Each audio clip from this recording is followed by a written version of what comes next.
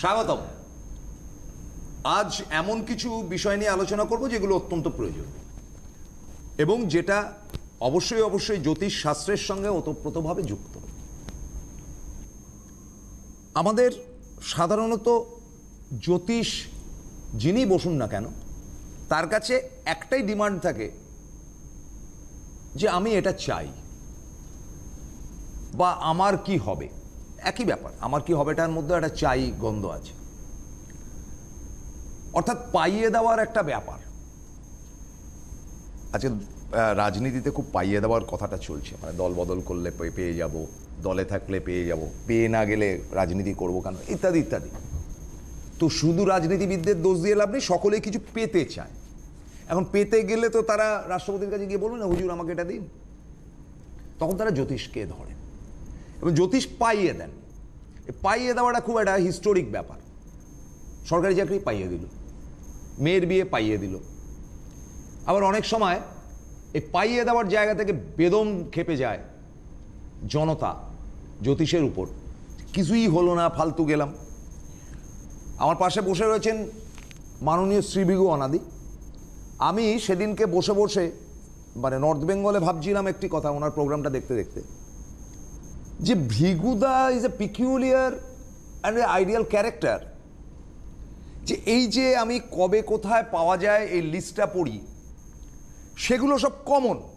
মানে ধরুন এই নবদ্বীপ, কৃষ্ণনগর, শিলিগুড়ি, রানাঘাট, বারাসাত, ব্যাঙ্গালোর, হাওড়া, শেওড়াফুলি, বর্ধমান, আসানসোল, দুর্গাপুর, খড়গপুর, মেদিনীপুর, এই কটে জায়গার মধ্যে তিনি বারংবার যাচ্ছেন। আচ্ছা ভাই, সেখানে যদি তিনি বদনাম করে থাকেন তাহলে কেন বারবার যাচ্ছেন? ফলে এটা কিন্তু একটা প্লাস সাইড ফর, তার নামটাই যথেষ্ট, শ্রী ভৃগু অনাদি, ভৃগু নামটি তো যথেষ্ট। ফলে এই রেপুটেশনটা দরকার। রেপুটেশনটা দরকার এ কারণে যে একজন চিকিৎসক দিনের পর দিন একটা চেম্বারে বসে তার রেপুটেশন তৈরি হয়। সেরকমই আজ ভৃগুদাকে প্রথম প্রশ্ন যেটা করব সেটা হচ্ছে গিয়ে ভৃগুদার ব্যক্তিগত জীবনের রেপুটেশন। এই যে ভৃগুদা, আমি দেখছি নবদ্বীপ, কৃষ্ণনগর, শিলিগুড়ি, এই যে ব্যাপারটা আমাকে প্রত্যেক সপ্তাহে পড়তে হয়, এই গোটা 10 অঞ্চলে আপনি নিয়মিত গত 10 বছর 15 বছর ধরে যাচ্ছেন। জায়গাগুলো চেঞ্জ করে ওরে বাবারে ওখানে গেলে প্যাঁদাবে ধরে আর যাব না, এইটা কোনোদিন হয়নি। এই জায়গাগুলো ফিক্সড, মানে নিয়মিতভাবে যেমন একজন শিক্ষক ক্লাস নেন, আপনার ক্ষেত্র সেটাই হয়ে গেছে। কেন? প্রথমত উপস্থিত সকলকে আমার আন্তরিক প্রীতি, শুভেচ্ছা, ভালোবাসা, বড়দের শ্রদ্ধা ও নমস্কার জানিয়ে আজকের অনুষ্ঠান শুরু করছি। প্রথমত বলি, একটা মানুষের এক এক রকমের চাওয়া পাওয়া থাকে, সবটাই চাওয়া পাওয়া একটু আগে বলছিলাম। প্রথম আমি যেটাতে বিশ্বাসী না, এই পাই দেওয়াতে কিছু বিশ্বাসী নয়। আমি যখন খুব স্ট্রাগল করছি, সে আমার লাইফ স্টোরি পৃথিবীর মানে ভারতবর্ষের অনেকেই জানে, টিভি চ্যানেলে জানে, সেই কথাটা আজকে নতুন করে বলছি না। সেই সময় কোনো এক, আমি তো সারা ভারতবর্ষ, আসাম টাসাম, 1992 খুব বাজে পরিস্থিতি, সেই সময় আমি আসাম টাসামে খুব জ্যোতিষ করতাম। করতে করতে একজন গুরুদেবের সন্ধান পাই, পরবর্তীতে যার কাছে আমার দীক্ষা হয়েছিল, যাই হোক, এক নাগা সাধু। তার কাছে দুটো কথা আমি শুধু শুনেছিলাম, ওইটুকু সময় ওইটুকুই বোঝবার চেষ্টা করেছিলাম যে পাই দিয়ে কিছু হয় না। প্রচুর কিছু শুনেছি, তার ক্ষমতা, তার অমুক স্ট্রাগেল, কী করবো, কীভাবে দাঁড়াবো, লাইফে কোথায় যাবো, কিচ্ছু জানি না। একটা প্রশ্ন শুধু করেছিলাম, শুধু আমাকে উনি বলেছিলেন পাই দেওয়া সহজ, তোমাকে যদি কিছু আমি দিয়ে দিই, আচ্ছা ধরে নিলাম তুমি কোথাও থেকে শুনেছো, কিছু জেনেছো, যে কোনো কারণে তোমার মনে হয়েছে, মনে হওয়াটা তোমার অসুবিধা নেই। পাই দেওয়া জিনিস তুমি কিন্তু রাখতে পারবে না। পারলে তুমি কিছু করে নিও, যে জিনিস তোমায় আমি দিয়ে গেলাম, জিনিস কি জব তপ, ওটাই তোমার জীবনে অ্যাসেট, দেখবে বাই নেচারে হবে। শুনলাম, সেই ভরসায় আর রয়েছি।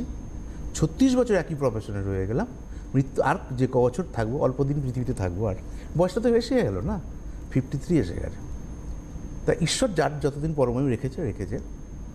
কিন্তু আমি তখন থেকেই ভাবতাম পেশেন্স আমাকে রাখতে হবে।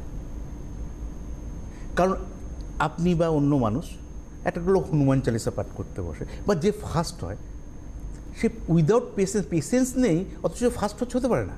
পড়াশোনায় সেই মনোসংযোগটা দেয় বলে সে ফার্স্ট হয়। আমি পারছি না, তাহলে আমার সেই পেশেন্স নেই। ঠিক একটা জ্যোতিষ বা যে কোনো প্রফেশনে একটা 36 বছর যদি সেমভাবে কাউকে সসম্মানে মাথা উঁচু করে লাইফ লিড করতে হয়, তার দুটো দিক। এক, নিজস্ব পেশেন্স, স্বাস্থ্যের প্রতি ভালো লাগা, ভালোবাসা, আর হচ্ছে মনোসংযোগ, স্থিরতাটা। এই স্থিরতাটাই মানুষকে একটা লক্ষ্যে পৌঁছায়। আমি কোথায় পৌঁছেছি আমি জানি না। একজনে মানুষ কোনো নির্দিষ্ট কোনো অবস্থানে পৌঁছতে পারে না। আমি আমার মতন করে বোঝার চেষ্টা করি অ্যাজ পার তার কথা অনুসারে, যে তুমি কোথায় ছিলে, এখন কোন অবস্থানে আছো। তাহলে তুমি বুঝতে পারবে যে তোমার অবস্থানটা বদলেছে, ভালো হয়েছে না খারাপ হয়েছে। কিন্তু যদি তুমি প্রতিনিয়তই বুঝতে থাকো, জানতে থাকো, তাহলে তুমি অবস্থানটা কখনোই মেজারমেন্ট করতে পারবে না। কারণ তুমি নিচের দিকে তাকালে তোমার নিচে কেউ আছে, সে আর্থিক ক্ষেত্রে, দেখতে, এডুকেশান, তোমার নিচে পৃথিবীতে কেউ আছে। যখন ওপর দিকে তাকাবে, তোমার থেকে ধনী, তোমার থেকে উচ্চশিক্ষিত পৃথিবীতে কেউ থাকবে। তাহলে এই জায়গাটা উপরের দিকেও তাকানো নয়, নিচের দিকেও তাকানো নয়।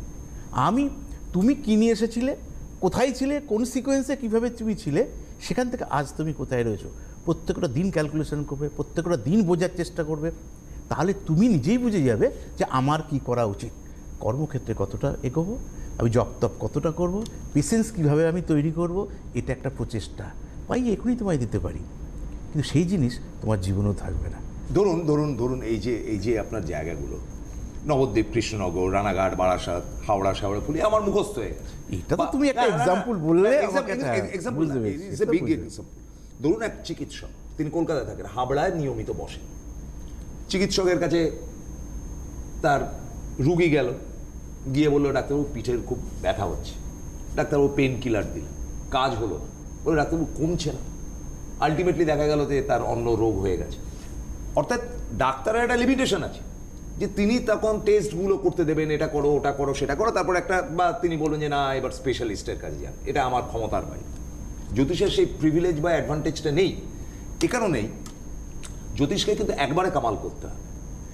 আপনি এই যে জায়গাগুলো রয়েছে, এই জায়গাগুলোতে নিয়মিত বসছেন, সেখানকার লোক আপনাকে চিনে গেছে এতদিনে যে ওই চেম্বারে শ্রীভিউ অনাদি অমুক তারিখে আসবে।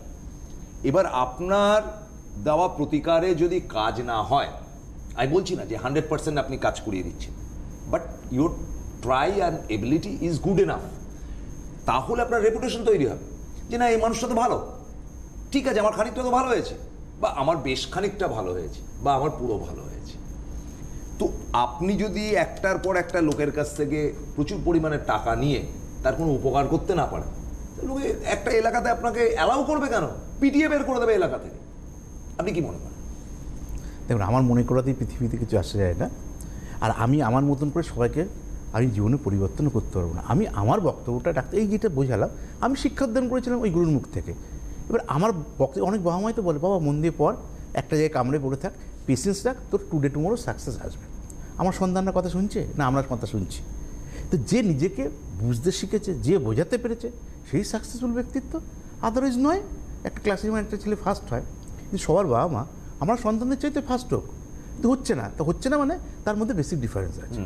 ঠিক সেরকম যে আমিও পাই দেওয়ার রাজনীতিতে বিশ্বাসী নই, যার জন্য লাইভ অনুষ্ঠানগুলো কমিয়ে দিয়েছি। কেন? আপনার যতটুকু হতে পারে। আমি যেমন শাহরুখ খান হব না, শাহরুখ খান শ্রীবিগণাদি কোনোদিন হতে পারবে না, এই গেটা আসবে না। ঈশ্বর যা দিয়ে পাঠিয়েছে তা দিয়েই আমাকে চলতে হবে। কিন্তু আপনি একটা জ্যোতিষীর কাছে যান, সে বলে আপনাকে শাহরুখ খান বানিয়ে দেবো, আপনি আনন্দে চলে গেলেন, গিয়ে দেখলে এমন একটা কিছু হলেন, কারণ আপনার নিজের সত্যতা রাখতে আছে। শ্রীবিগণাদি শাহরুখ খানের মাঝামাঝি একটা জলাক্ষেত্রে কিছু একটা হলেন, কিছুই তো হবেন না আপনি, ওটা তো কোনো হবেই না বাস্তবে। আমি সাম্প্রতিককালে বলি, একটা খর্দায় একটা ক্লায়েন্টকে দেখলাম 3 বার মেডিকেলে চান্স পাইনি। এটা তো বাস্তব অভিজ্ঞতার কথা বলছি। যত দিন যাবে, আজকে তো 35 বছর যখন জ্যোতিষ শুরু করেছি, যখন ক্লাস 7 থেকে জ্যোতিষ করছি, প্রফেশনেতে এসছে 83-তে কলকাতাতে। তখন তো সাকসেসফুল ব্যক্তিত্বরা আসতো না, স্ট্রাগলাররা আসতো। যার জন্য স্ট্রাগলারদের প্রথম থেকেই পছন্দ করতো, এখনও করি। কেন? আমি নিজেকে স্ট্রাগলার বলে মনে করি। রূপটা আলাদা। আজকে 90-এর দশক 80-র দশকের স্ট্রাগলটা আর এখনকার স্ট্রাগলের মধ্যে বেশি ডিফারেন্স আছে।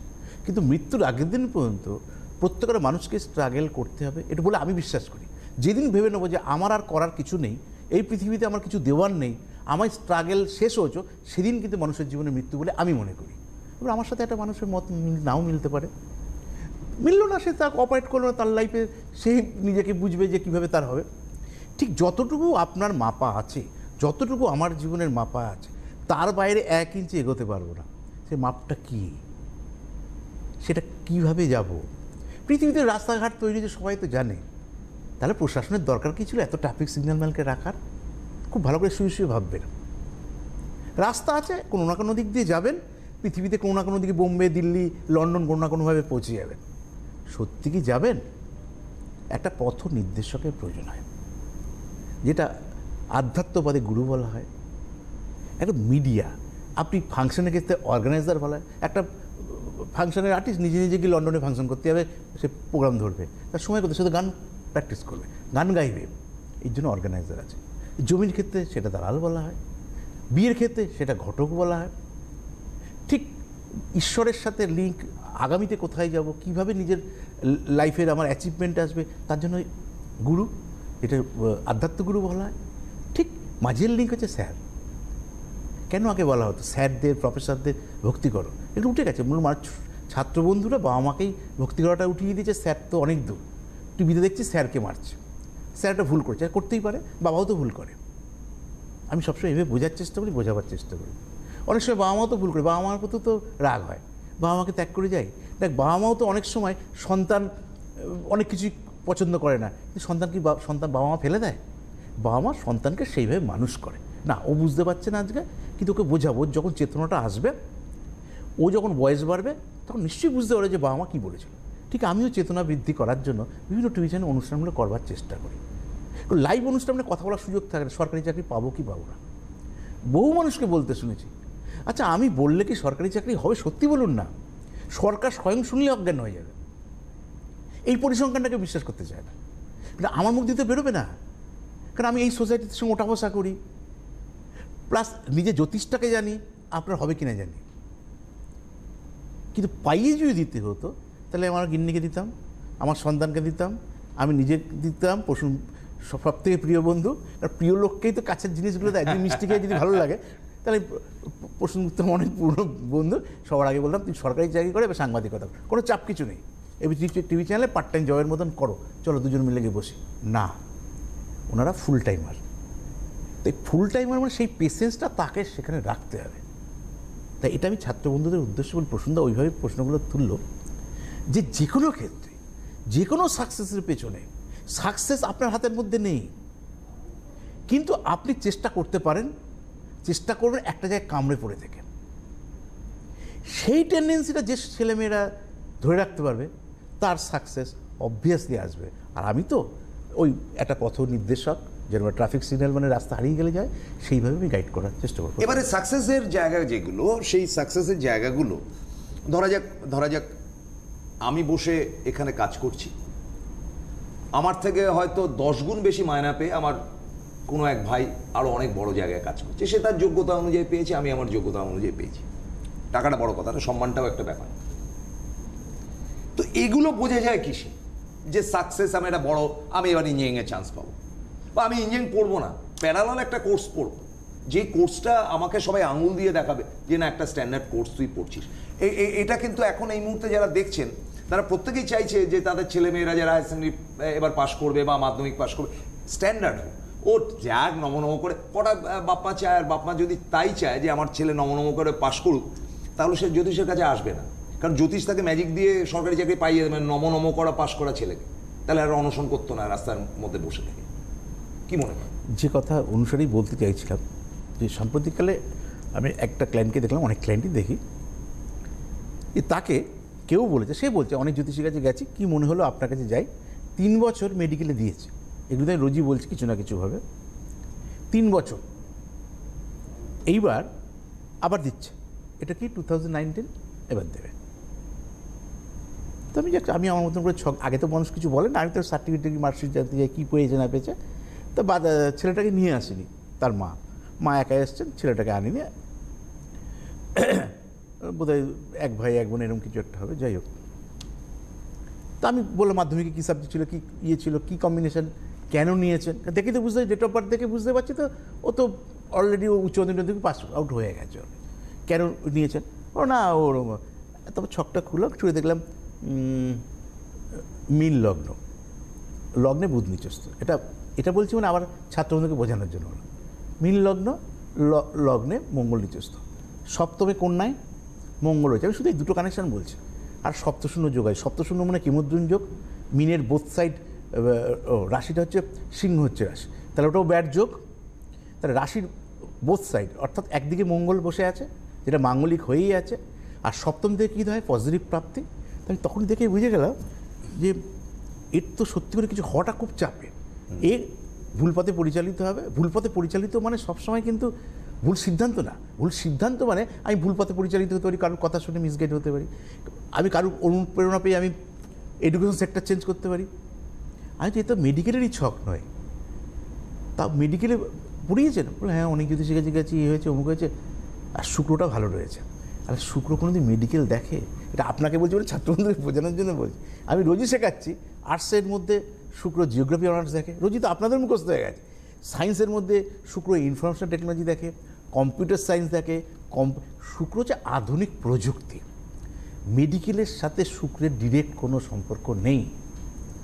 তাহলে আমাকে মাথায় মেডিকেল হসপিটাল ম্যানেজমেন্টটা পড়তে পারে, কারণ আমাকে মাথায় রাখতে হবে যে হেলথ ওরিয়েন্টেড কোনো কিছু করতে গেলে আমার রবির অবস্থানটা বিরাট নির্ভর করে, আর লগ্নের অবস্থান। লগ্ন মানে আমি, আমার সাকসেস। তা আমার সাকসেস আসবে কিনা লগ্নের স্ট্রেংথ আর সেই গ্রহের স্ট্রেংথ। সেই কারণে আমি মানুষকে এটা বোঝাতে চাই যে আজকে 3টে বছর আমি তার জীবন থেকে ফেরত দিতে পারবো। আমি তাকে বললাম মা এই আমি আপনার ছেলেকে আমি আর এই 3 বছর ফেরত দিতে পারবো? না দাদা, আমি যে ইয়ার লসটা হবে এটা কিন্তু ছকেই সিমটম। তাহলে এটা যদি আজ থেকে 5 বছর আগে আসতেন একই শব্দগুলো বলতাম, আপনি কিন্তু বিশ্বাস করতেন না, আমার কথার গ্রহণযোগ্যতা পেত না। কেন? যেহেতু তখন ইয়ার লস হয়নি, কিন্তু প্রতিকার সেমই দিতাম, সাজেশন সেমই দিতাম, কিন্তু তখন আপনি শুনতেন না। আজকে যে কথাটা আপনি শুনছেন 3 বছর মেডিকেলে ইয়ার লস হয়ে যাওয়ার পর, তারপরে এইভাবে বললাম আমি যেভাবে একদম নিজের বাড়ির মতন ছেলে মেয়েদের মতন করে গাইড করার চেষ্টা করি। আমি বললাম ধরে নিচ্ছি ও পাগলামো করছো, মেডিকেল ছাড়া পড়বে না। আমি বলতাম বাবা মেডিকেলে তুমি বসো, ওকে আশাহত করতাম না, আমি ওকে ফার্স্ট ইয়ারে ভর্তি করে রাখতাম। আজকে সেটা গ্র্যাজুয়েশন কমপ্লিট হতো, মেডিকেলে চান্স না পেলে ঘোড়ার ডিম, কিছুই আসা যেত না। ও তো 9টা করেও খারাপ না। ঠিকই। আফটার গ্র্যাজুয়েশন ওকে আমি মাস্টারিটা প্রফেশনাল কোর্সে শিফট করাতাম, বাচ্চার চেতনাটা বৃদ্ধি হতো। আজকে ছেলে বলছে যে আর মা অ্যাজ পার মায়ের কথা অনুসারে ছেলে বলছে আর আমি আর পড়াশোনা করবো না, ডিপ্রেশন এসে গেছে। কেন ডিপ্রেশন আসবে বলেন তো? মিন বুধ নিচস্থ, বুধের সপ্তম কি মঙ্গল, মঙ্গল কি মঙ্গল নিজেও পড়ে অপরকেও পড়ায়, কেন মঙ্গলকে অগ্নি বলা আছে। কি পূর্বে মন মানসিকতা, কোথায় দৃষ্টি? সপ্তম মানে আমার লগ্নে দেখছে, তাহলে ওর মাইন্ড সেটআপটা তো চেঞ্জ হয়ে যাবে। এখন রাগ হচ্ছে, মা কিছু বললে মুখে মুখে তর্ক করছে, রাত করে বাড়ি ফিরছে, ও তো নিজেও ডিসব্যালেন্স। তা সেই বুধের প্রতিকার করতাম। কিন্তু সময়ের ওপর কিন্তু অনেক কিছু নির্ভর করে। আপনি বড় ডাক্তারকে কী বলবেন? বলা আছে ক্যান্সারের মতন দুরারোগ্য ব্যাধি নাকি ফার্স্ট স্টেজে ধরা পড়লে, স্টেজ শব্দটা তৈরি হয়েছে কেন?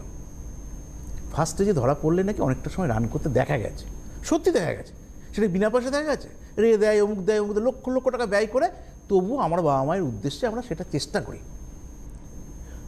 কিন্তু সামান্য একটা ঘা এটা যদি আমি নেগলেক্ট করি, অনেকে আছে মানে উদাসীন থাকে, করতে করতে এমন একটা সময় যাবে হয়তো একটা সেই ঘাটাই ক্যান্সার হয়ে গেল। তাহলে ওই ছেলেটার জীবনে কিন্তু ক্যান্সার হয়ে গেছে। সেই ক্যান্সার থেকে রিলিফ দেওয়ার জন্য তা আপনার শরীর, মন, অর্থ সবটাই দিতে হবে, কিন্তু ইয়ারটার জীবন থেকে ফেরত আসবে না। তাহলে ইয়ার লসটা ছকে অশুভ যোগটার জন্যই তো হলো। অনেকে এডুকেশন করে চাকরি পায় না, তার একটা আলাদা ডিপ্রেশন আছে, ঠিক আছে, আমি কেউ আমাকে গাইড করতে পারিনি, কিন্তু আমি পড়াশোনা টপ করে পাস করে গেছি। কিন্তু আমি ভালো মেধাযুক্ত স্টুডেন্ট হওয়া সত্ত্বেও আমি 3 বছর আমার ইয়ারটা লস হবে, এটা কি গ্রহণযোগ্যতা পায়? আমি প্রত্যেকের মা বাবার উদ্দেশ্যে একটাই বলছি, ছেলে বায়না করুক, এই কিন্তু চকলেট বা আইসক্রিম খাওয়ার নয়, ভবিষ্যতে কেরিয়ারের জন্য কোনো রকম অ্যাডজাস্টমেন্ট সন্তানদের সঙ্গে করা মানে আমরা অজান্তেই তাকে ভুল পথে পরিচালিত করলাম। একটা উচ্চশিক্ষিত ভালো জ্যোতিষী পরামর্শ নিন। যদি মনে করেন কারোর পরামর্শ নেবেন না, বলা আছে, আমি বলি শাস্ত্রে বলা আছে ভুল ওষুধ খাওয়ার থেকে ওষুধ না খাওয়া ভালো। পৃথিবীর কোনো জ্যোতিষীর কাছে যাওয়ার কোনো প্রয়োজনীয়তা নেই, নিজে নিজে বেরোন, ঈশ্বরের উপর ছাড়ুন, যা খুশি এক করুন, তাও একটা স্যাটিসফ্যাকশান যে আমি জানতাম না, তাই আমার সন্তান ধাক্কা খেতে খেতে একটা জায়গায় গিয়ে তৈরি হয়েছে। কিন্তু জানলাম একরকমভাবে অপারেট করলাম, কিন্তু ভুল ডাক্তারের পাল্লায় পড়ে যেরকম মানুষ খারাপ হয়, ভুল জ্যোতিষের কাছে গিয়ে আপনি ভুল পথে পরিচালিত। তাকে বলে যে শুক্র নাকি মেডিকেল দেখে, ফার্স্টবার ইয়ে হয়েছে, তার কাছে গেছে, বলছে হ্যাঁ পাবেন কোনো ব্যাপার, সেকেন্ডবার গেছে, থার্ডবার গেছে, আরে মৃত্যুর আগের দিন মধ্যে সবসময় তো দিতে পারবো, তো সিবি গণাদি এখনও মেডিকেলে অ্যাপ্লাই করতে পারবে। কালকে একটা কোন টিভি চ্যানেলে বলছিলাম, আমি তোর গল্পের ছেলে বোঝার চেষ্টা করি, এটা বাস্তবতা নয় তো, এটা বাস্তবতা নয়। কেন বাস্তব হচ্ছে আমি কোন সিকোয়েন্সে দাঁড়িয়ে আছি, এইখান থেকে আমাকে ওভারকাম করতে হবে। তাহলে আমার কাছে, আমি এর আগে উদাহরণ দিয়ে বলবার চেষ্টা করেছিলাম, ভেলোরে ম্যাক্সিমাম মানুষকে কিন্তু মারা যায়, তার 2-3টে কারণ আমার অবজারভেশন। আমি নিজেও ভেলোরে গেছি, এমনি 6 মাস 1 বছর পর পর যখন চেন্নাই ওইদিকে যাই, আমি নিজে থরলি চেক আপ করে চলে আসি, কারণ আমার অ্যাওয়ারনেসটা অনেক বেশি রয়েছে। আমি কি দেখেছি যে ওখানে এত দুরারোগ্য ব্যাধি, মানে 11th আরে, ধরুন আমি ওয়েস্ট বেঙ্গলের লোক, আমাকে ডাক্তার দেখে কিছু ইমপ্রুভমেন্ট করতে পারছে না, তখন আমি কী করি, এক কাজ করি, শুনেছি ওই জায়গাটা ভালো যায়, ইনভেস্টিগেশন হবে, অমুক হবে তমুক হবে, কোন ডাক্তার বড় না বড়, আমার মতে ওয়েস্ট বেঙ্গলে বড় বড় ডাক্তার আছে, হয়তো একত্রিত না, ইনফ্রাস্ট্রাকচারটা সেই ধরনের ব্যাপারগুলো না, হয়তো ইনভেস্টিগেশন করে ঠিক জায়গায় পৌঁছতে পারে না, এগুলো অনেক কিছু ব্যাপার থাকতে পারে, সেটা নিয়ে আলোচনা নয়। ওখানে গেলাম, কিন্তু ওখানে মানুষ এমন একটা স্টেজে গিয়ে যাচ্ছে যেখানে ট্রিটমেন্ট আর কিছু করা যাচ্ছে না, মানুষ মৃত্যুর জায়গায় গিয়ে তখন ট্রিটমেন্টে যাচ্ছে। তাই আমি বোঝার চেষ্টা করি আমাদের বেশি নেচারটাই তাই, একটু পেটে ব্যথা হলো ঠিক ও থাক, নিজে নিজে গ্যাস অম্ল অ্যাসিড ওষুধ খেলো, এই পেটে ব্যথা সেই পেটে ব্যথা যে নয়, এটা এই গলব্লাডার স্টোনের পেটে ব্যথা। কখন? যখন দেখা গেল 11th আর এমন ব্যথা উঠলো, তখন হাসপাতালে 20,000 টাকা 25,000 টাকার নার্সিংহোমে গলব্লাডার স্টোন অপারেশন করতে পারতাম, আবার আমি 3 লাখ টাকার গলব্লাডার স্টোনও অপারেশন করতে পারতাম। ওই বেসিক ডিফারেন্সটা করার মতন জায়গা নেই, যে নার্সিংহোমে পেলেন তখন ওই 25,000 টাকার গলব্লাডার স্টোন অপারেশন করে 3 লাখ টাকা দিয়ে আপনি অপারেশন করে নিয়ে এলেন। একটা কথা দিয়ে বলছি, আমার তো গলব্লাডার স্টোন অপারেশন হয়েছে, আমি সব থেকে বড় নার্সিংহোমে রেখেছিল যে কোনো কারণে হোক, আজ থেকে 10 বছর আগে তখনই আমার কাছে 50,000 টাকা নিয়েছিল, এখন 2.5 লাখ টাকা নেবে, একটা কথা দিয়ে বলছি। আর একটা অন্য নার্সিংহোমের নাম বলছি না, 22,000-23,000 টাকা গলব্লাডার স্টোন অপারেশন করে চলে আসবে, একটা কথা প্রসঙ্গে বোঝানোর জন্য বললাম। তাহলে এত বেসিক ডিফারেন্স, তাও দরকার নেই তো। আমি অ্যান্টাসিড খাওয়ার থেকে বড় ডাক্তার এক জায়গায় যাব, আমি একবারে সুস্থ জীবনযাপন করব। কেন? আমার পরিবার রয়েছে, আমার এডুকেশন আছে, আমার চাকরি রয়েছে, হেলথের জন্য লোকে চাকরি পারমিট করছে না, ওই জন্য লগ্নকে গুরুত্ব দিতে, লগ্ন মানে আমি। তাহলে আমার সাকসেস টুডে টুমোরো আসবে কি আসবে না, সে লগ্ন আগামীতে নির্দেশ করবে। আমি একটু চটজলদি বলে দিই, আগামী 2রা এপ্রিল নবদ্বীপ, কৃষ্ণনগর, জায়গাগুলো কমন, দেখুন আমি তো ছেলে মানুষই করতে বলছি না। 4 April Siliguri, 9 April Ranaghat Barasat, 11 April ফের Bangalore, 16 April Howrah Sheoraphuli, 18 April Bardhaman Asansol Durgapur, 26 April Kharagpur Medinipur. আজকে খড়গপুর মেদিনীপুরে আছেন, আর আপনারা গিয়ে তো দেখাতে পারবেন না। 26 এপ্রিল নেক্সট। প্রত্যেক রোববার খড়দায় তার নিজস্ব চেম্বার মডার্ন বাস স্টপে নেমে যেতে হবে বিটি রোডের উপর। প্রত্যেক সোমবার সকালবেলা শিয়ালদার কাছে সূর্য সেন স্ট্রিট আমার স্ট্রিটের ক্রসিং, বিকেলবেলা বালিগঞ্জ হাজারা রোডের ক্রসিং। প্রত্যেক বুধ শুক্র এবং শনি অ্যাস্ট্রো প্লাজা টালিগঞ্জ মালঞ্চ সিনেমা হলের কাছে। প্রত্যেক বুধবার 4টে থেকে 7টা, শুক্রবার 12টা থেকে 3টে, শনিবার 12টা থেকে 7টা অ্যাস্ট্রো প্লাজা টালিগঞ্জ, এবং প্রত্যেক শুক্রবার 4টে থেকে 7টা বেহালা। এই হচ্ছে কি শ্রী গহনাদির মোটামুটি কবে কোথায় কিভাবে পাওয়া যাবে। আজকের অনুষ্ঠানটা করলাম আপনাদের একটু নীতি বাক্য বলার জন্য, যে আপনারা যেতেই পারেন যে কোনো লোকের কাছে, যে কোনো দোকান থেকে যে কোনো জিনিস কিনতে পারেন, আপনার পকেট টাকা আছে, কিন্তু আজকের পৃথিবীটা কিন্তু কঠিন। আপনি কিন্তু অনেক ভেবেচিন্তে জিনিস কেনেন, আপনি কিন্তু অনেক হিসেব করে খরচ করেন। তো সেই হিসেবেই মানুষদের জন্য আজকের অনুষ্ঠানটা করলাম। শেষ করতে হচ্ছে, আগামী বৃহস্পতিবার দিন বিকেল 3টে ফিরব, প্রত্যেক মঙ্গল বৃহস্পতি বিকেল 3টে সিটিভিএন, এবং প্রত্যেক শুক্র শনি উত্তর বাংলায় রাত 9টায়, এবং উত্তর বাংলায় আবার ফের দেখতে পাবেন রবিবার দুপুর 1টায়। আজকের মতো শেষ করতে হচ্ছে। ধন্যবাদ ভৃগুদা, নমস্কার। নমস্কার।